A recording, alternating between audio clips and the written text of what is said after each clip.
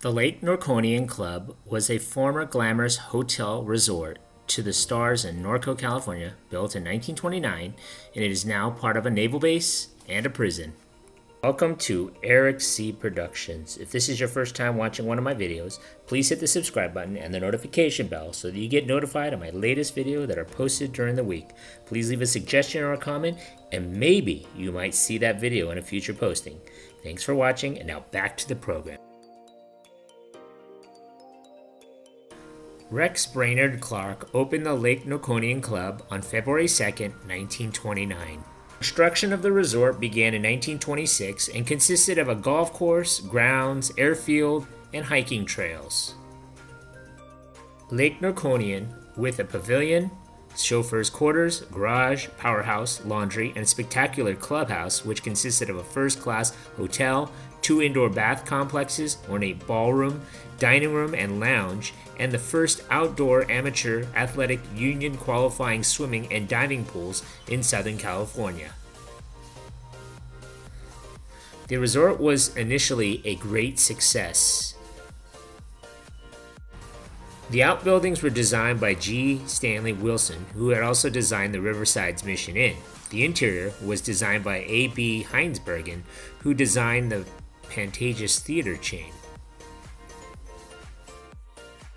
Hollywood film stars and sports stars of the day were regular visitors to this hotel.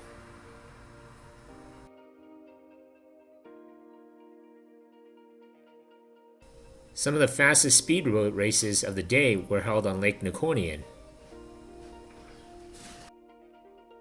A number of films were shot at the resort, 3 in 1929 alone, including location shooting for Joe E. Brown's pre-code musical film, Top Speed.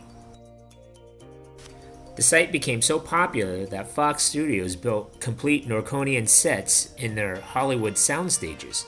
Norma Talmadge's first talkie, New York Nights, premiered in nearby Corona with dozens of Hollywood stars in attendance.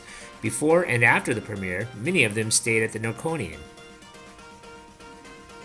The outdoor diving and swimming pools were in constant use for exhibition matches and AAU-sanctioned competitions, and many Olympic-caliber athletes swam and dove there.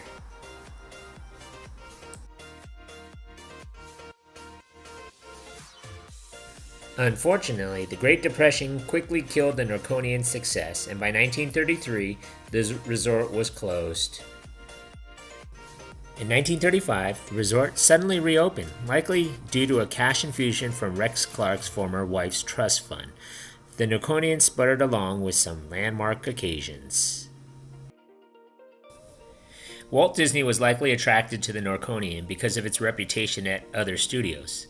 Disney hosted a lavish party there in 1938 with 1,400 attendees to celebrate the success of the movie Snow White and the Seven Dwarfs. Later that year, 15,000 guests attended MGM's party at the resort. The resort had been in constant jeopardy of closing amidst back taxes owed, mechanics liens, labor issues, and debt owed to creditors. The result, after a name change to Clark's Hot Springs in 1940, closed for good.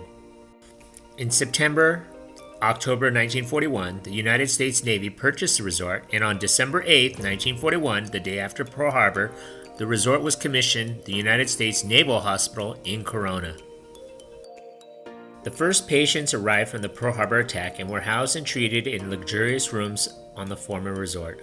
The facility was quickly altered and expanded to include isolation wards also.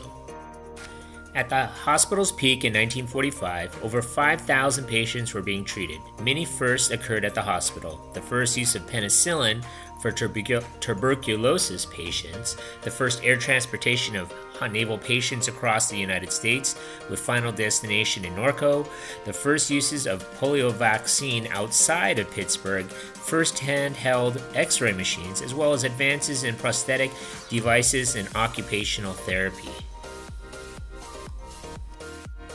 The hospital closed temporarily in 1949 and reopened in 1950 for the Korean War. During this brief closure, the Naval Weapons Assessment Center was born. The hospital closed for good in 1957, but the Naval Assessment Center remained.